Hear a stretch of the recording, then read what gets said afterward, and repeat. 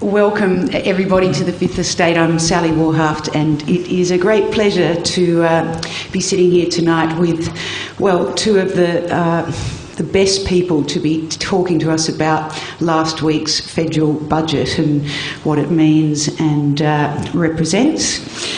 George Megalogenis, of course, is a senior writer for The Australian and author of the best-selling The Australian Moment, How We Were Made for These Times, and it really is a bestseller. It's currently in its third reprint already. And Stephen Mayne, of course, is the founder of Crikey and shareholder activist, commentator and TV star. Please welcome our two guests.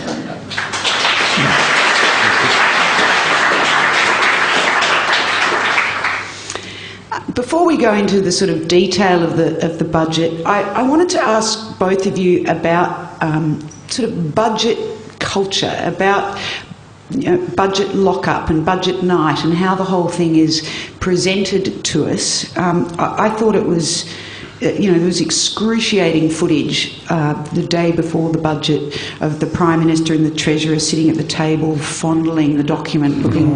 Only time I've seen Julie Gillard looking more uncomfortable was with the maps and Kevin Rudd. Has it always been this way, or is it becoming more and more staged and leaked and so on?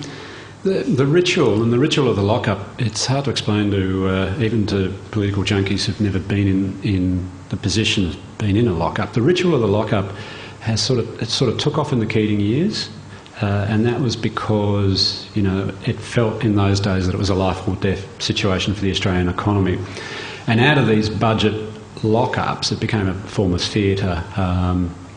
Journos get marched in at 1:30. They have to give up their mobile phones and any other handheld device. They sign on the dotted line. A Treasury officer lets them in. Of course, you can't do anything with the information you got in there. But in the old days, sit and write longhand notes or type into a keyboard which wasn't attached to anything. Now they're attached to things.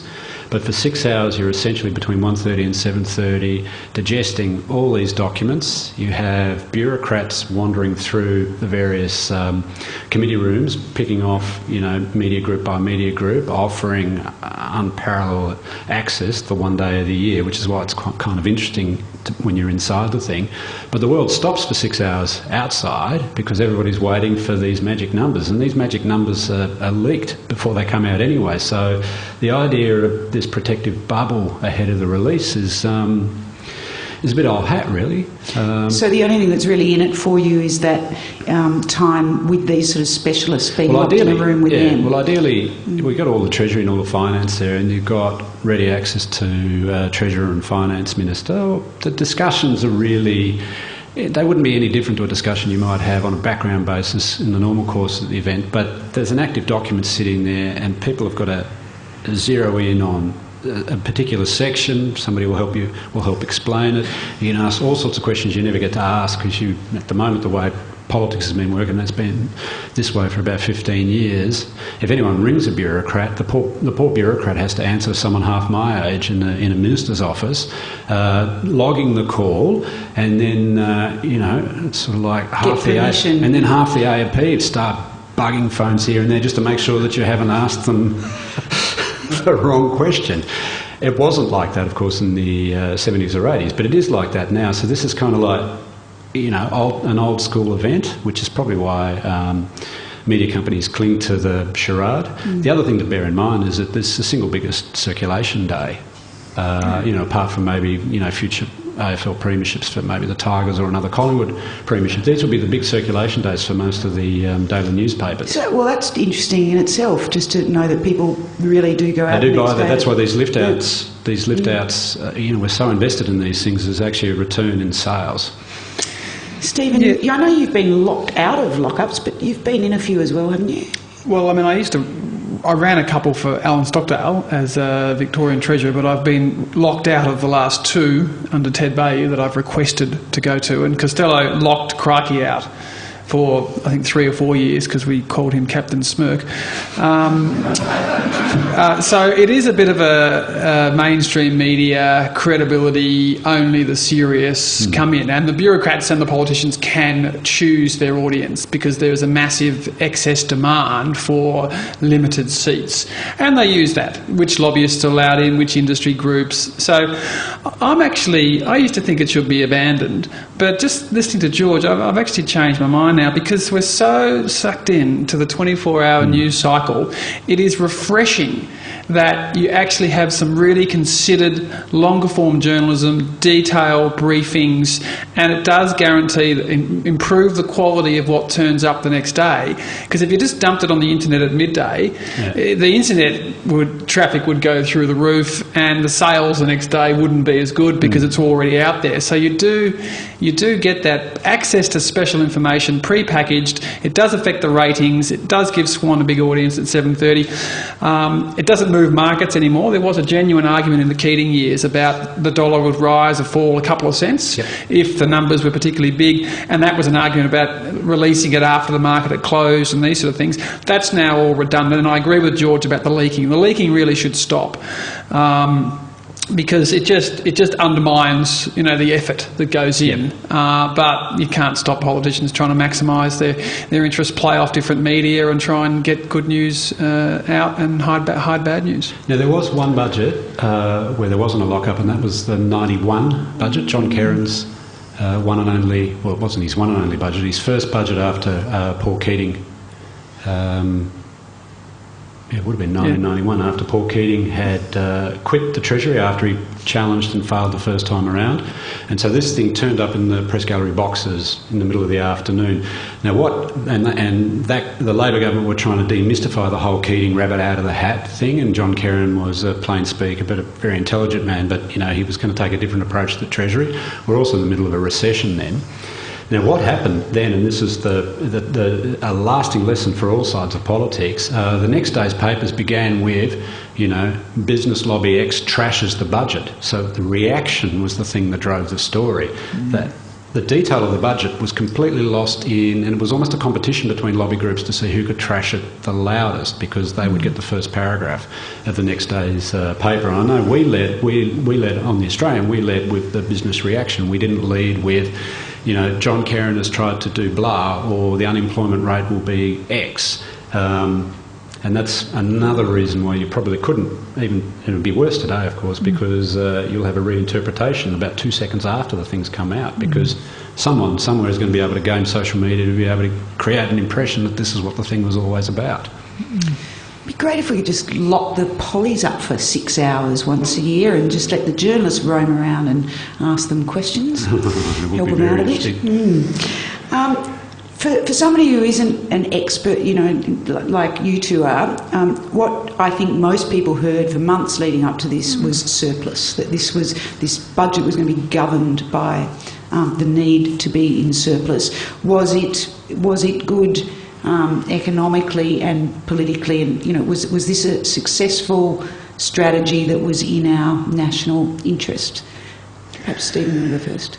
Well, I think there's a political strategy and then there's the national interest strategy. I don't think it's worked for Labor as a political strategy.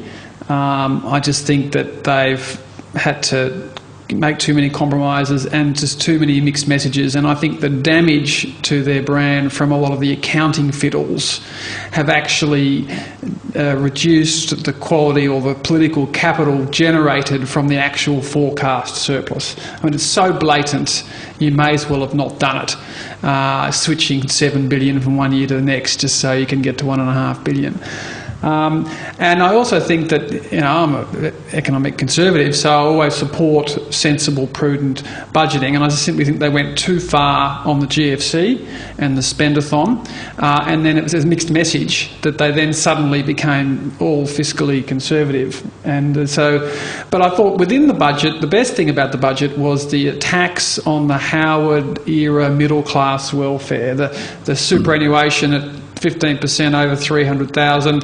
The living away from home allowances for executives with a second home, that's saving $250 million a year. A lot of those sort of things they should have done in their first budget, the means test of the private health, albeit there was a parliamentary numbers issue around that.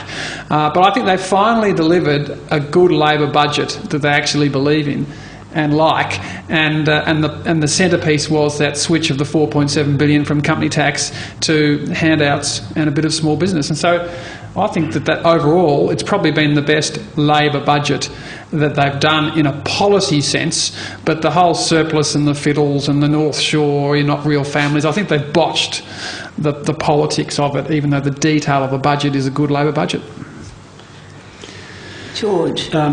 We talk about surplus as the idea of surplus 12 months ago was, well, they're on track for a surplus 12 months ago. And the idea was just before the launch of the carbon tax, there'd be this big conversation switcher, political conversation switcher. Like, what would you say the day after you found out Labor had got back to surplus? Labor could start to talk about the economy again.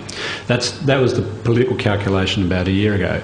At the end of last year, of course, Europe almost went belly up and we almost had GFC Mark II. So the world economy almost hit the wall again at the end of last year. Treasury had another look at its forecasts, its growth forecasts. It had another look at its revenue numbers, and the problem with the revenue is that it keeps going down with each revision because we've got a huge hole on the revenue side of the budget, which is partly due to the GFC but also partly due to some dumb decisions taken by both sides of politics ahead of the 2007 election when they were competing up the size of the tax cut they could offer people. And those tax cuts might have felt nice at the time, but after the event, or certainly after a GFC event, leaves a big hole on the revenue side. Now, once the Treasury told them the economy is a bit slower, for political reasons, because they'd locked in this 12-13 surplus about a year ago, and in terms of the way they game the next election, if they're still standing 18 months from now, they've got surplus confirmed, carbon tax sort of lands without the sky falling in, then they could sort of position towards the next election. The way politics has been working now has sort of been the ultimate gotcha. They can't give you a surplus. They promise you a surplus. They're lies. You can't believe them. So of course they're locked in politically to do this thing, whether the economy allows it or not. So how did they work this out? And this comes back to some of these fiddles. They've gone from a $40-odd billion deficit in the current financial year we're into essentially balancing the books. $1.5 billion is 0.1 of GDP. I would not count that as a surplus. It's within the forecasting. Within the forecasting error for a budget that big, it's, through rounding you could either double it or reduce it to zero, depending on how you count in various transactions. And it's that easy, actually, in an accounting sense. But it still is what it is if the economy holds to the forecasts. So how do they go from $40-odd billion to virtually zero? Well, they didn't announce $40 billion in cuts the other night, otherwise you would have felt it in the real economy. What's happened is three things have all come in at once. The first one, which is always overlooked, is that the stimulus runs out. And just running the stimulus out in that fiscal year 2011-12 leaves you a saving in 12-13 of about $10 or $12 billion.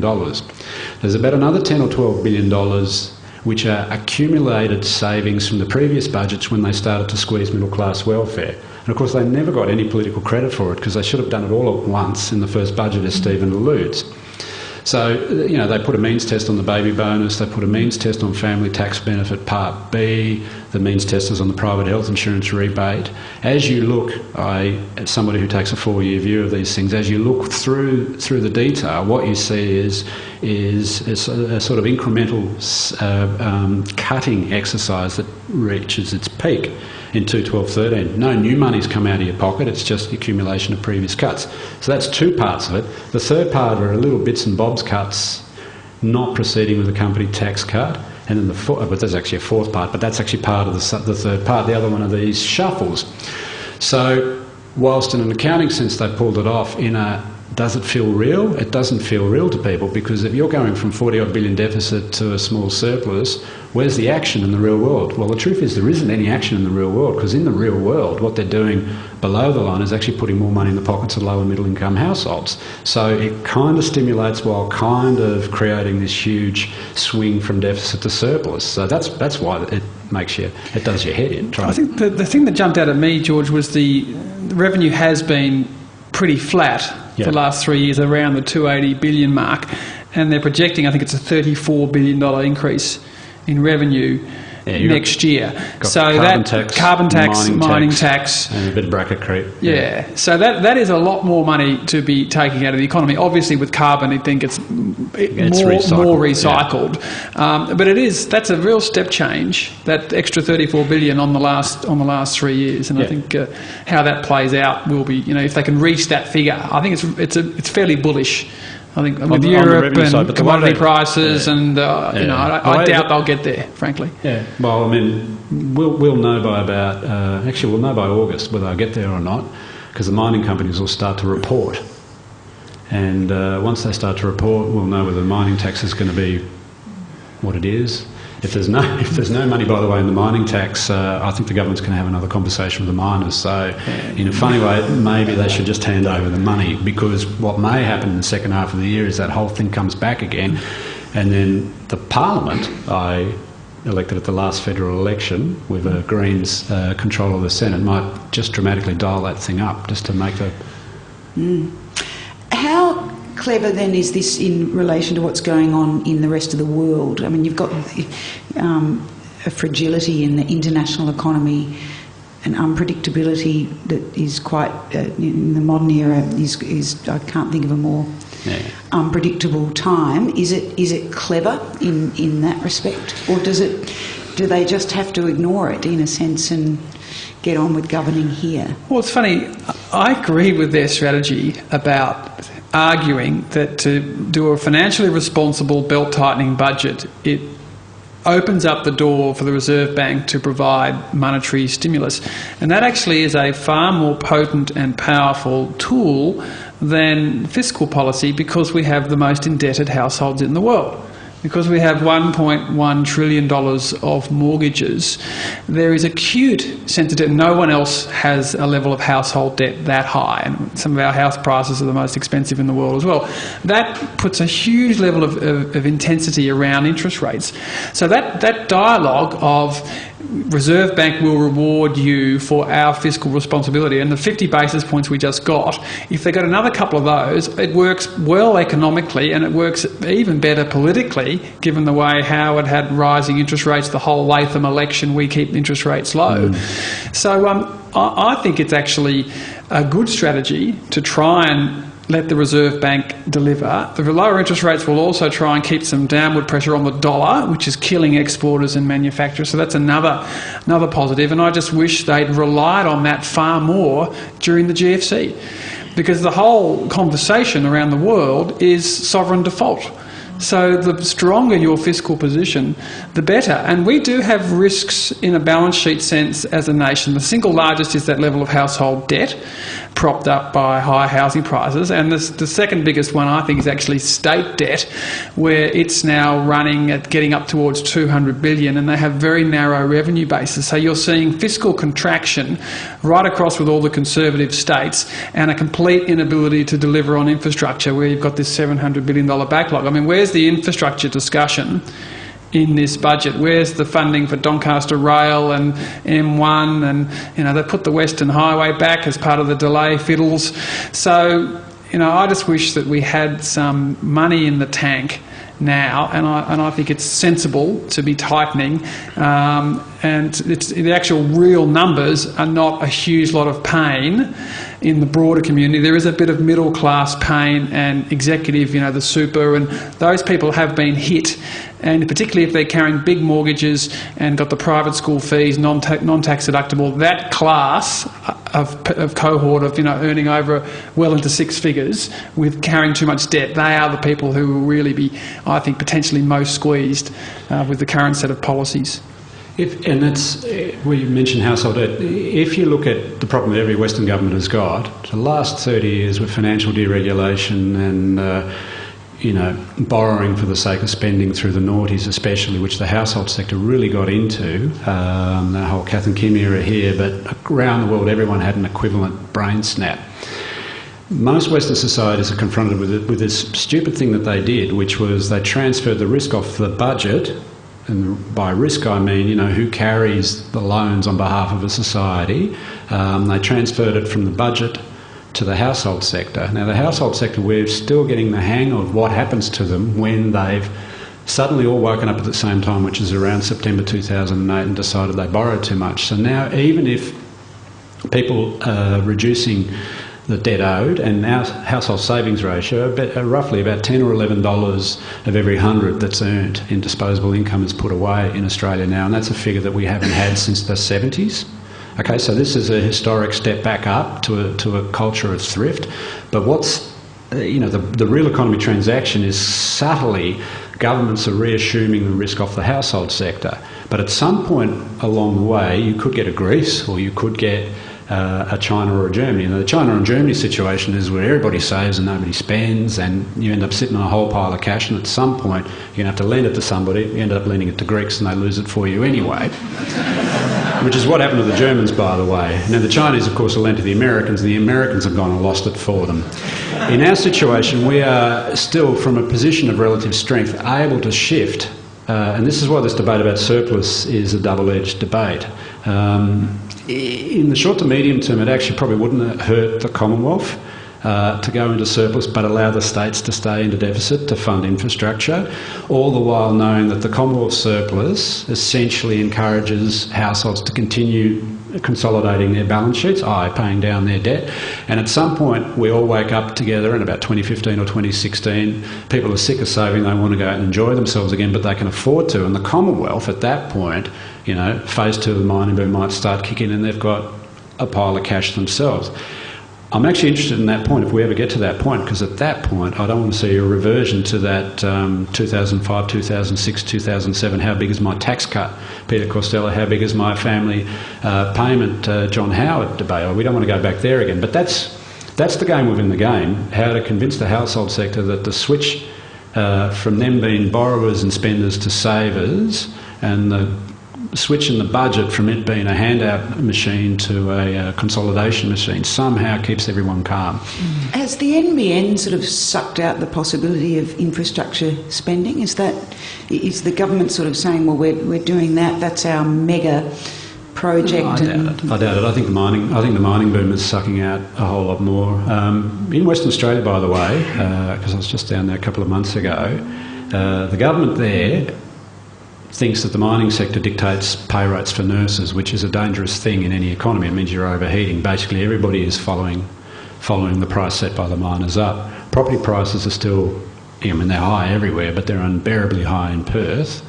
And so the mining sector sucking out way more than the NBN might. But the problem with the NBN, of course, is when you're bidding against the mining companies, you're paying above the rate anyway, just to dig these ditches. So it may be that this is probably the worst time in a super cycle for a government to be competing with the mining sector on something like that. I'd agree with that. That construction costs are a huge factor in the dearth of major city infrastructure spend. I mean, desal is costing Victorian taxpayers $2 million a day, massive blowouts. The airport link in Brisbane, $1 billion blowout. So, I don't want to sound partisan, but there is an issue as well around that industrial relations, productivity, scarce labour. And one little remarked note in the budget, they did untap the skilled migrant quota, and basically gave business what they were chasing in terms of I think it was a 5,000 or 6,000 increase in the skilled labour. So there are 4.9% unemployment. There are definitely cost pressures, and we're the most expensive place in the world now for delivering major projects. Ted Bayou's basically turned off the tap until he can understand why. He's saying our biggest problem is this. I think that is a big factor in why the infrastructure is not being delivered. Reading your book, George, I was surprised to remember that Paul Keating was the first Prime Minister to give cash handouts. Yeah, he did. And in 1992. Followed by, John Howard then made an art form of it. Yeah. This is the cheque is in the mail headline. This is what people are getting the centre spread the next day, isn't it? So they did. So when Paul Keating, just for those who wouldn't remember, and it's funny when you remind yourself of these things, once you start to see the patterns repeat. And it was called One Nation, wasn't it? It was the One Nation, before Pauline Hanson had been heard of. Yeah. It was the One Nation document. It was kind of like a recession-busting document, and the first thing he did was send about $400 per child out to middle Australia. And then that's the day John Hewson realised that he was still only the Prime Minister in waiting. He was the theoretical construct, whereas Paul Keating did have a chequebook. Well, you describe it as a template for future political escapes. Yes. Is there any way now that a government cannot include some kind of a cash payout to at least some... Well, that's what the school kids... what an awful thing to call it. I mean, I thought that building the education revolution was the dumbest thing I'd ever heard. Until then. It's called the school kids bonus. And I think it's cap S, cap K, and then second word bonus. I mean, it's kind of weird, isn't it? But yeah, no... Is it good practice? Does it well, make it's not economic good It's not sense? good political practice, because the thing is, you've got to do it once, then the expectation is you do it every time you're in trouble.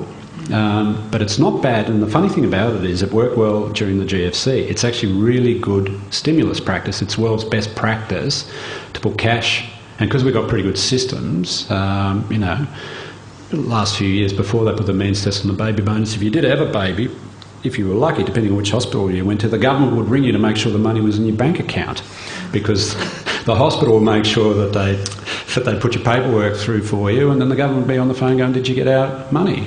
Okay, thank you. But in terms of stimulus, it's actually a really, really good way to do the cash splash. That's why that first cash splash works so well. Because people actually go out and spend it. Yeah. But also the government is not going to sweat, timing delays and stuff. If they want to put the money in your bank account, first payday of December, and they want you to go shopping for Christmas, and a retailer decides, well, I know this money's coming, I'm going to hold on to the staff over Christmas, and then in the new year, if something else comes along and the economy picks up, you don't start sacking people. That side of it's really good, but not this gaming the polling cycle with It's funny, I actually object to it. If we've had a situation through the last 10 or 15 years where consumption has been growing at 2 to 3% real, and we've cranked up the biggest pile of household debt in the world because of a debt-funded consumption party, is it really good government practice to deluge households with cash and say we want you to go out and spend it?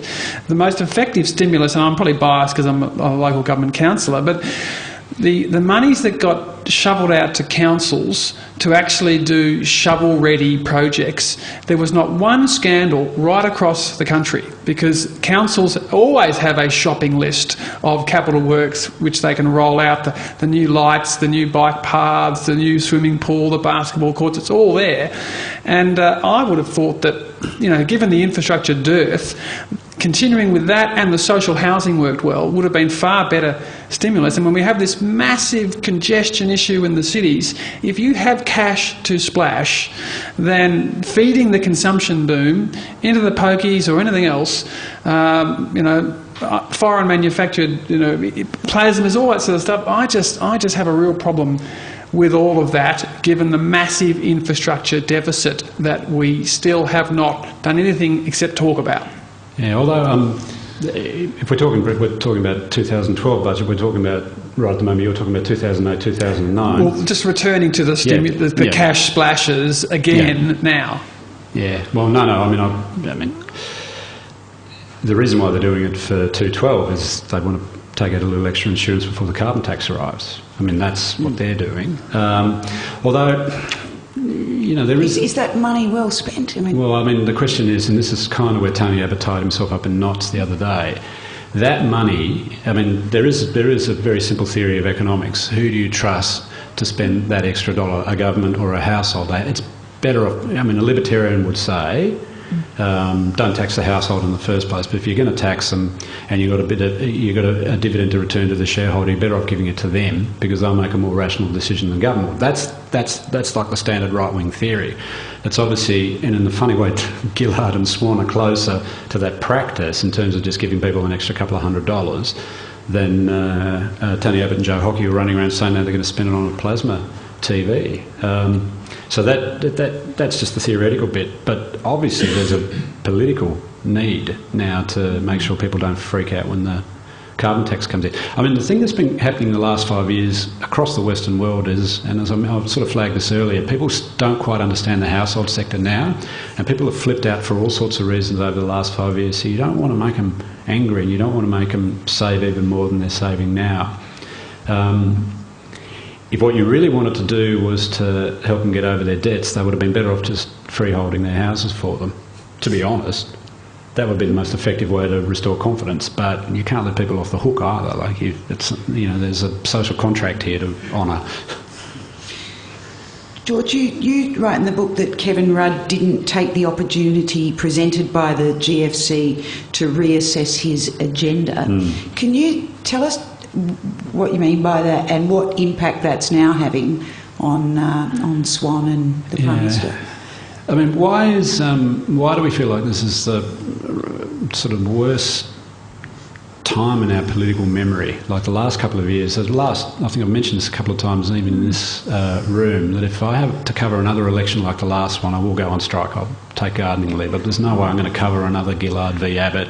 Moving forward, population policy, I'll sign a no work choices contract with Neil Mitchell and all that sort of stuff. I don't want to cover that sort of thing again. The real Tony. Yeah. But what Kevin Rudd did, and in fact Kevin Rudd, and he would know this to this day if he had any self-awareness, Newspoll was telling him for 2 years that Australia was investing a whole lot of hope in a new leadership model, new way of governing after, kids overboard, Iraq, climate change denial or whatever. Whether attitudes have changed on those issues is sort of neither here or there. The opportunity he had in 2008 and 2009 was to change the way the government related to the electorate. And that included knocking off middle class welfare, and that included a government that didn't collect money to redistribute it as a frequent flyer program for voters in need, in political need as opposed to actual need, to reinvest money in your own society, education, fiscal infrastructure, roads, rail, etc. But what happened to him when the GFC hit? Suddenly the GFC is bigger than his ego, which is, fortunate in a way. He took advice through 2008 and 2009.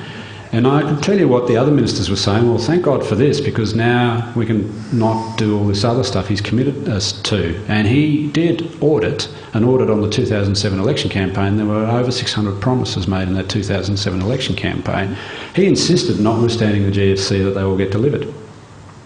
So he was still going to do the so-called carbon pollution reduction scheme. He was still going to do the takeover of the hospitals if he had to, and then he had to respond to the Henry tax review, so they were going to do the mining tax thing. All this stuff after the single greatest calamity in the world economy since the Great Depression, and Kevin Rudd has done well during that episode, but he's kind of oblivious to what happens in the last 18 months of a government after a super shock like that. He sort of, partly because of the sort of person he was, he needed a new idea, he needed a new thing to have a doorstop over. So remember, we had the hard hats. We went from hard hats to doctors' smocks in the hospitals. Now, of course, the system is, and NBN was part of that, the system is still trying to clear Kevin Rudd's in tray. How many years after he's gone? And you got that tension when earlier on when the Gillard forces brought on that challenge. Nicola Roxon, the thing that Nicola Roxon said is the most amazing thing I've heard somebody say publicly about a dysfunctional Prime Minister. Something wasn't going right, so he just asked her on a Thursday, well, can we do a takeover of the hospitals, and I want to announce it on Monday. And she's saying, hang on, mate. You got to check with the lawyers, you got to check all the stakeholders. He said, no, let's just do it. So that's what that's about. Gillard, of course, because she, a good government had lost its way, was her kind of clunky way to explain why they took the job off him, is still, in a sense, answering to his agenda. And the funny thing is they've forgotten why they wanted him gone in the first instance. And there's this residual thing that we'd like it to be 2009 again in Australia. We'd like it to be Kevin Rudd versus Malcolm Turnbull, not Gillard versus Abbott. And one of the points there is, if she's still implementing his agenda, well, why wouldn't you just bring him back to finish it? Is some of what Wayne Swan has done with this budget broken away from that? Yeah, there is certainly an attempt to reset, and just the accumulation of the cuts to middle class welfare. These were things that Rudd didn't want to do. These were things that were optioned in 2008 that he didn't do. But Swan, of course, can't go hara-kiri either because he doesn't have the Keating in him. He wasn't going to say, right, I'm going to do you a grand bargain. I'm going to take all this stuff away, and I'm going to give you this in return. And for here and a day, don't come whinging to the government about cost of living. He couldn't do that either. He's done it incrementally. So in a way, whereas Rudd was sort of grandiose, uber gesture, Swan is kind of like, I'll get there because I'm an incrementalist, but you're just not going to know on the way through unless I give you a map. It's funny. I think that if you look back at it, the last 5 years, that the attempt to wedge Turnbull too aggressively with the original CPRS, it's just been so calamitous in so many ways. And then the other one was going absolutely crazy in the GFC, adding to the in tray. I mean, you talk about 600 promises. Yeah. What he loaded on top of that, 15 billion on schools, pink bats, massive guarantees on all banking, cash everywhere, social. I mean, it was $44 billion. It was just so over the top and unnecessary if you look back on it now. And and then there was a massively good and easy case to mount for mining paying a higher share, and it was just the biggest no-brainer. And the fact that they just did that as a knee-jerk to everything else. They could have had such a great story to tell with carbon in, and with a budget in surplus, and with an extra share from the miners, and you'd be going third term. It's just amazing how they blew it up. But even forget the day-to-day politics of it. Obviously, he would have been re-elected if he hadn't walked away from CPRS, and if Turnbull had been his opponent, he would have beaten him quite comfortably. But at that point, of course, the Liberal Party would have been on Labor's progressive agenda, economically rational, but open-minded on the social side. You wouldn't be having this thing we have now, and both Gillard and Abbott are equally guilty of this, which is whatever one side says, the other side is going to commit the next term of government to unwinding it. So we're going to have this situation where we're going to keep flipping between these people, and wait till you get a shortened Labor Party. I mean, he'll be outdoing Abbott on the no, because it's easy to campaign against something. It's easy to shout in this particular environment. But the thing is, if Australia was to truly be a great country, this is why the electorate wishes it was 2009 again, because I think they sort of recognise in the back of their minds that was probably a missed opportunity, and it is. It does begin and end with the CPRS. It begins and ends with the fact that both sides of politics had signed up for this thing, both had campaigned on it in 2007, and it all fell and you apart. had two apparently a highly intellectual Prime Minister and opposition leader, both wanting to do it. All Rudd had to do was to allow Turnbull to tell his party room that he just gouged the Labor Party on behalf of Liberal voters, did something more for business or did something more for self-funded retirees or whatever. The thing would have got up, and we wouldn't be having this silly debate where 8 to 10% of the electorate gets to dictate the terms to the other 90%. If you did a head count of the Parliament, if you had a free vote on this, forget gay marriage. If you did a free vote on the carbon tax, you get half the Liberal Party moving across as well. You'd have a super majority. And probably George can't comment on this one. I think Sally was involved. I think the other turning point was Rudd's monthly essay, and what that did was it was a declaration of war with News Limited. And the way that News Limited responded to that and have been going non-stop from the day that was published, because I think the call was, here's a potential Tony Blair relationship, a Labor leader we can work with. All of a sudden you had this essay, deriding capitalism and basically saying pump priming, lefties are the way to go, capitalists have got no idea. Absolute red rag.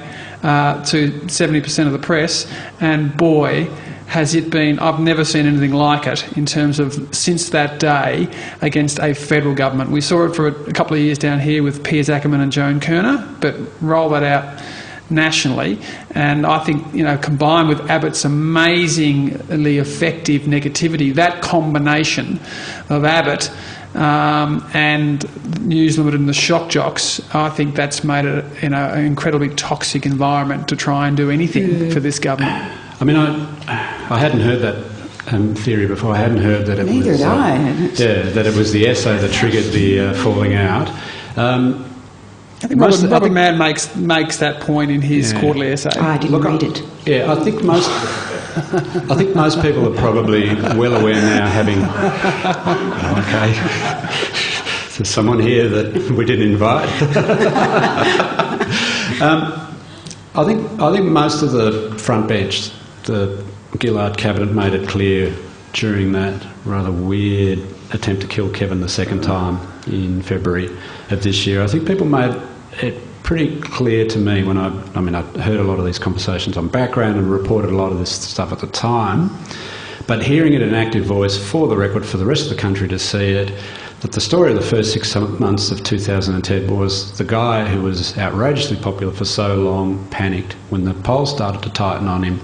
I don't think the Australian ordered him to walk away from his conviction on climate change. In fact, I think we were shocked. I mean, we didn't even break the story. Lenore Taylor broke the story. This wasn't part of some grand plan at News Limited headquarters hatched to go into climate change denial. I don't think, it was Rudd who ceded the authority of his office by walking away from the greatest moral and social challenge, social and economic challenge of our time. Well, it was Abbott who did it. No, Abbott didn't do it. Abbott forced Rudd to doing it and was cheered on. Abbott was being cheered on.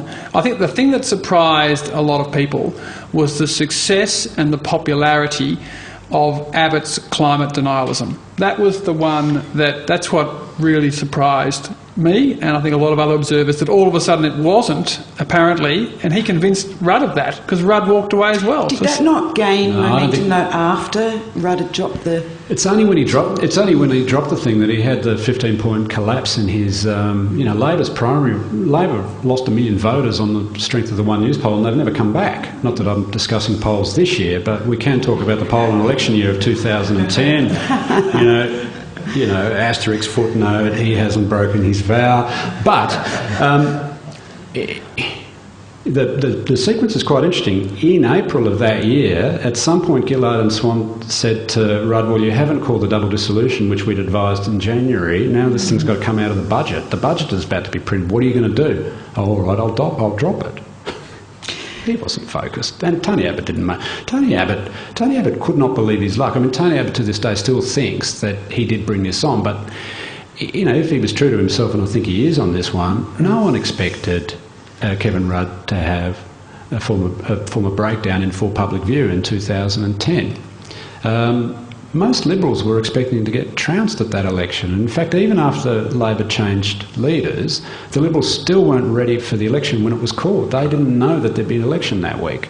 They'd been backgrounding us on the Friday before the election was called, saying, no, she's not going to call it next week. What? How would you know? They weren't ready. They were trying to talk her out of it, I think. Stephen, I just want to get back to this narrative you mentioned a little while ago about, what could have been with, if they successfully if Kevin Rudd had got the climate change tax and the mining tax and the sort of narrative that they would have had to sell. Again, I'm wondering whether they're trying that now with introducing this class warfare so strongly, so sort of crudely. If they're trying to sort of get onto that as a narrative, is it a good idea, or is it just too crude? Look, I think it's way too crude, and it just doesn't reflect the basic aspirations of the floating votes, the Middle Australian votes. And I think it would have worked well with, and I run this campaign myself, with the fact that about 85% of Australia's resources are foreign owned. And, Australia has now got the richest dowry in the world, richer than Saudi Arabia, richer than Russia, Canada. And we're the only country in the world where you have a foreign domiciled company in Rio Tinto, which is 15% Australian owned, based in London, which owns more than $100 billion worth of equity value in Australian resources. The Saudis don't have that. The Russians, nobody has that. So it is a unique situation. And the narrative, when iron ore prices at the peak had risen tenfold, the narrative was so simple to say a bigger share for the public and funding popular things and infrastructure. It was the simplest of arguments of all. And the fact that they left it and then they blindsided them and then they put it in the budget without consulting, and the fact they overreached with a 40% nationalisation was effectively the model that they came up with, rather than just a conventional RRT, which Keating introduced on the Northwest Shelf, which is, pretty straightforward. And then so you had an overreach, which was far too much, and then you've had a compromise where they've given away about 98% of it. And I'll go if they get $10 billion, because the miners out-negotiated Gillard. That's why you haven't heard boo out of Rio, BHP, Xstrata, Mitsubishi, Anglo, Mitsui, all those major players. You haven't heard boo because they know they're allowed to write up their assets in the next few weeks, and then the formula starts from there, and none of them are basically... No one has yet said they've got a material obligation to the government. It's just not there. And so it's an illusion that the Treasury and the government are trying to hang on to, because they can't admit that Gillard and Swan got comprehensively out-negotiated in the immediate aftermath of having done Kevin Rudd. Who has a question? Just put your hand up and somebody with a microphone will come to you.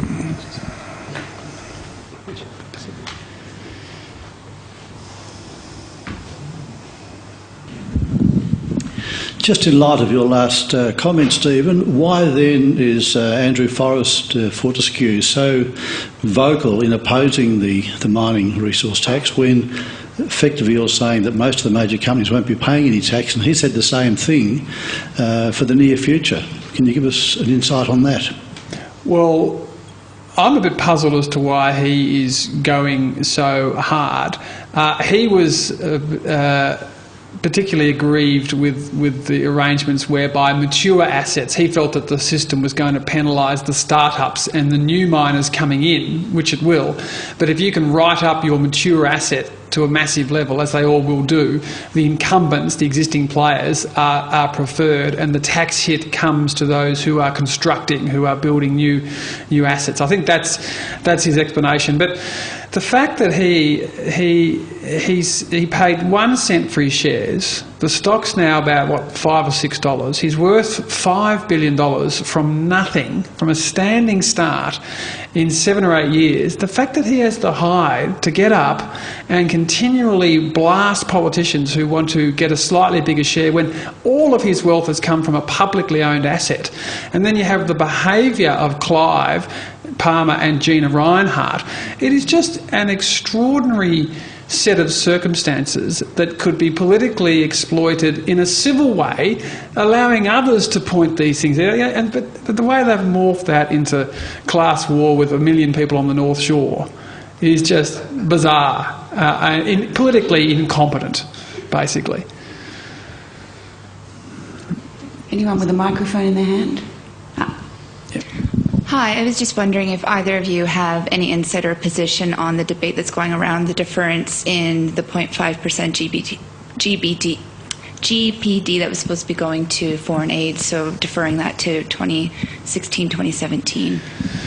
Well, look, I think it's going to be 4.8 billion next year, and it was meant to get to 7.7, I think, by 2015-16. They've taken 2.9 billion off the forward estimates, which, frankly, I think was too big, too much.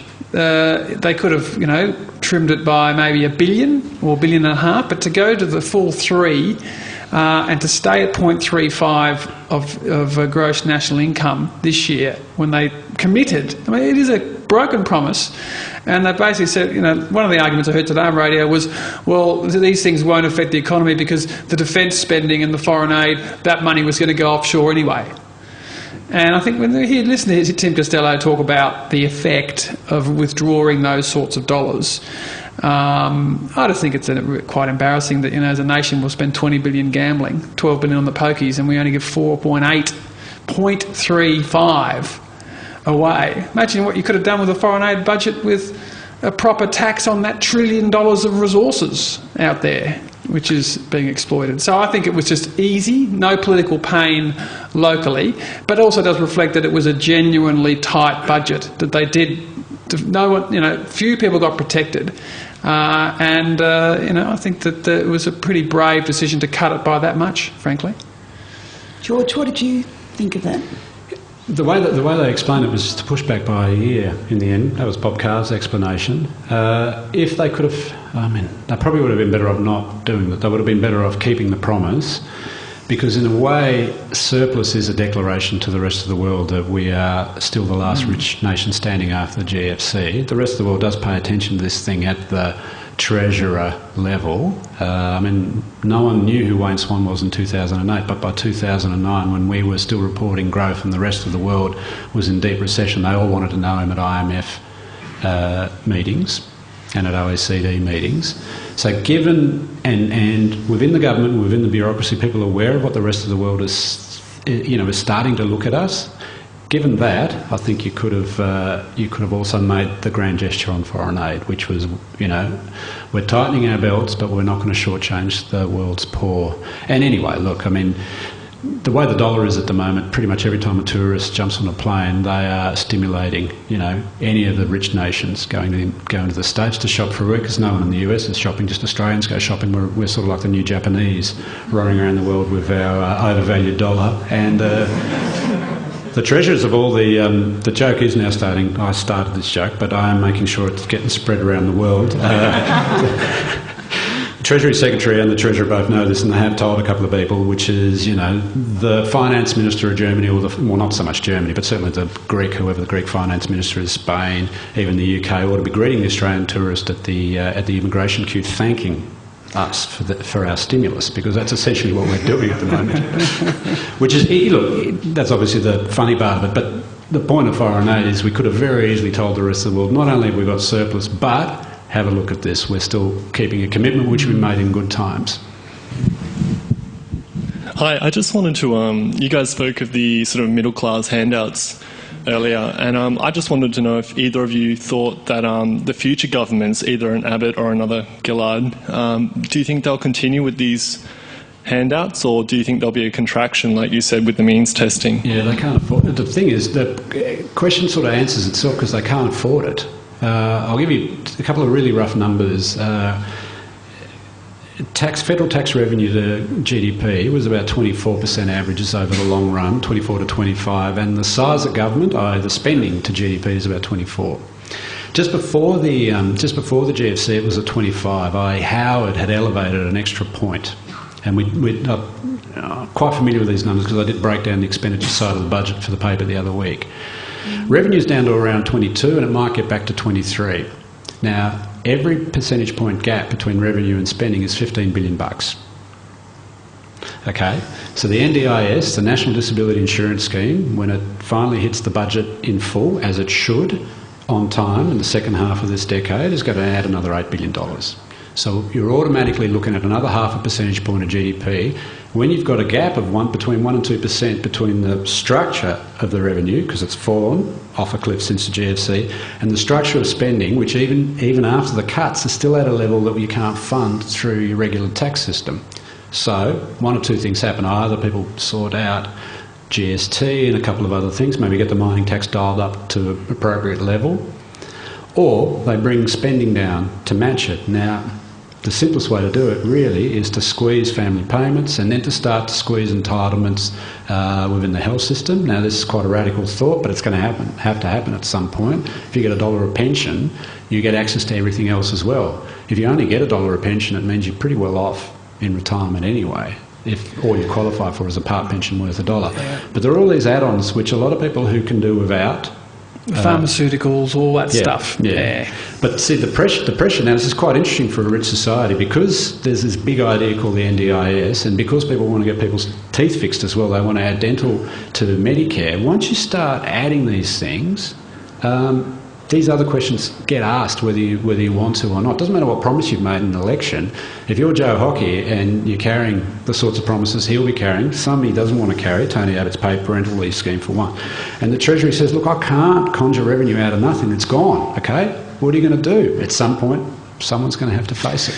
Yeah, I think taxes are going to rise. They have to rise structurally, and they will have to continue this trend of clawing back and directing benefits to the people who can most afford it. I'm on the board of a 150-bed nursing home in the aged care sector. That package that has been announced, it's not realistic for the demographic time bomb coming at us. So all of that largesse that Howard focused on the ageing demographic, which is his highest cohort of voter, they haven't really gone after that in a major way. And in fact, that crank up of the pension was also very expensive, albeit quite a reasonable argument for it. For the base pension, yeah. But you think, I look at the states, they're all going to be squeezing. I mean, when you get a Liberal government in Victoria ripping $400 million out of work cover, that's slugging employers, and putting charges on shippers, that's all trade actually hitting business, you know that the states are really, really under pressure, don't have much left to sell, particularly in Victoria, and so I think there will be structural increases in tax paid here, in America, all over the Western world, because the flaw of democracies, I think we've now seen, particularly English speaking, is that politicians with short-term horizons overpromise, and it's financially unsustainable, and it's playing out right now with defaults and crises and all that sort of stuff. Thanks, gentlemen. I guess I'm just kind of seeking further comment on how the IMF and OECD and the international community are looking at all these moves with bringing the budget back into surplus, and it seems that it doesn't really fit with movements like cutting aid, which seriously compromises our place on the Security Council and our international standing in some other ways.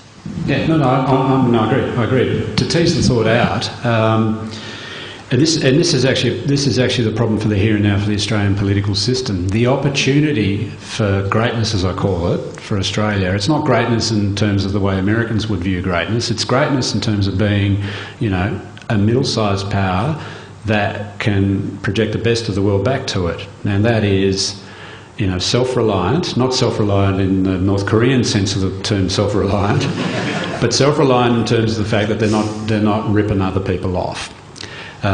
Which means that we're not in deep in debt like the Yanks are. We're not trying to trick the financial system like the Yanks did, or try to trick all the internal subsidies within the EU like the Greeks did, or the Spanish, or the Irish, or the Brits, who are not in the EU, but essentially doing the same funny money stuff.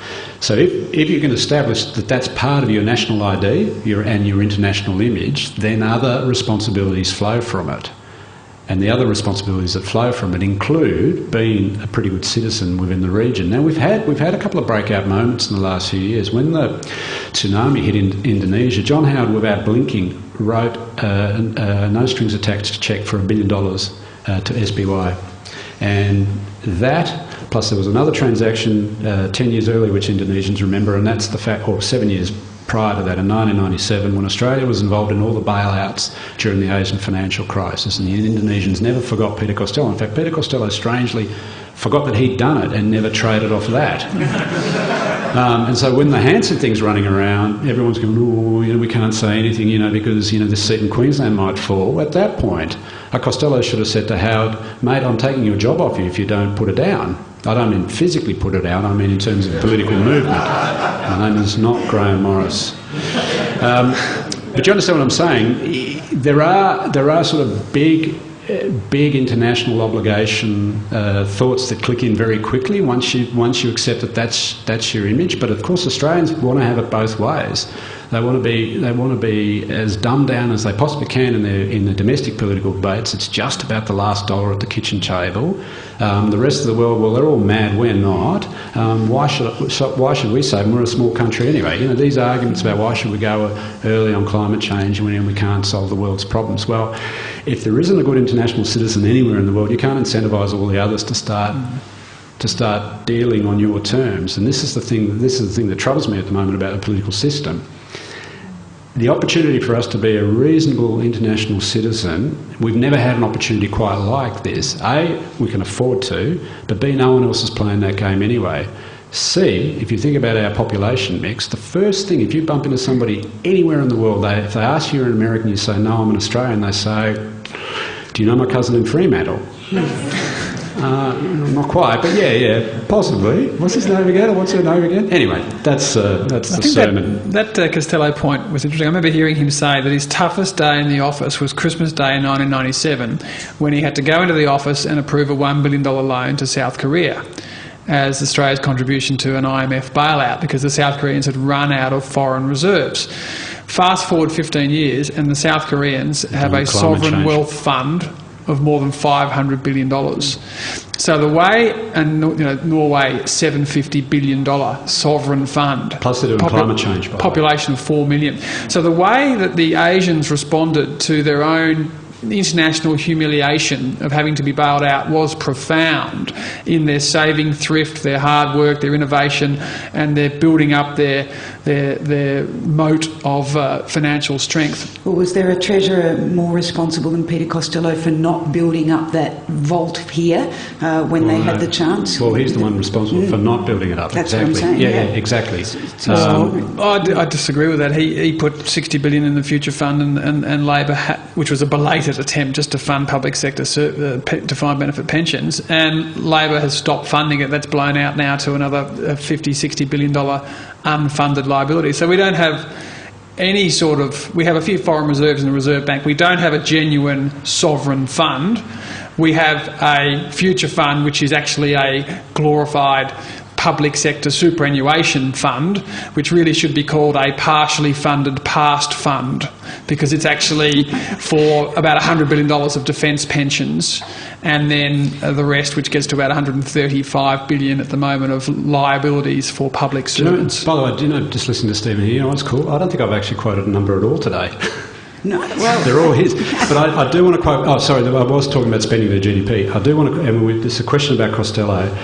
I'll give it to you not in percentage points of GDP, but in actual dollar amounts, what happened to the budget either side of the GFC. So Swan and Costello both signed up at the 2007 election to this idea that there were these surpluses, as far as the eye could see, roughly $15 to $20 billion each year, including this year. The GFC hits. Now the stimulus and the extra government spending is plus $20 billion. So that explains the trip from 20 to 0. So how do you get from 0 to $50 billion deficit? I mean, the libs run around saying, debt and deficit, the government's spending beyond its means. That last 50, the journey from 0 to minus 50, that's the collapse in the revenue base. Now, the collapse in the revenue base is a function of a couple of things. One, what the rest of the world did, but two, the accumulated largesse of the previous government, which Peter Costello did not manage for hard times. He made no contingency at all for an event like this. But where's the $44 billion stimulus fit into that? I mean, it contributed to deficit. Stephen, we'll walk this through. At $44 billion, there's never a $44 billion in any 1 year figure, right? It's a $20 billion a year extra spending over 4 years equals 80. Yeah. Right? But the accumulated deficits are a couple of $100 billion. So 80 only gets you from surplus to balance. It's the trip to deficit that is the revenue side of the story, and the revenue side of the story is, and it's on Peter Costello, unfortunately. I've got a lot of time for Peter Costello, but he says in his diary that he thought John Howard was spending too much money. So one way he tried to deal with it was not tear him down, which Paul Keating would have done to Bob Hawke, and did. He hid the revenue forecasts from him for a couple of days to hope that he wouldn't spend the last dollar.